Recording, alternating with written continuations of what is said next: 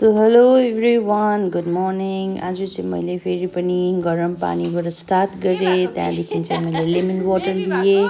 आधी घन्टाको बाद यहाँ चाहिँ मेरो नानी चाहिँ अझै सानो बेबी भएको अरे भन्दै खेलिरहेको छ है। त्यहाँदेखि चाहिँ मैले ड्राई फ्रुट्स भिजाएको थिएँ हो त्यो लिएँ।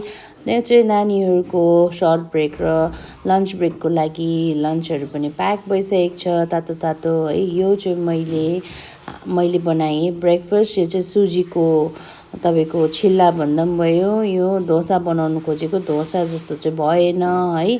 अनि यहाँ चाहिँ मैले भेजिटेबल्सहरू सटे भन्दा पनि मजाले पकाएको थिएँ। यहाँ चाहिँ म आफ्नो फिट चेक गर्दैछु। मेरो हातमा देख्नु भइहाल्यो होला लन्च बक्स, पानी, कफीहरू लिएर म गएँ होइन। अन्त अफिस पुगेर 12 बजी 1 बजीतिर मैले आफ्नो जुस लिएँ। आफ्टर द्याट म इभिनिङमा आएर घरमै आएर खाना खाएँ होइन। अन्त खानामा मैले लिएँ बहिनीले गुन्द्रुक र आलुको रस बनाएको रहेछ, त्यो कम्ती लिएँ र काँक्रा, अन्डा, बोइल अन्डा है साथमा मैले खाना खाएँ। त्यहाँदेखि 1-2 घन्टाको बादमा चाहिँ मैले बटर मिल्क विथ चिया सिड्स लिएँ।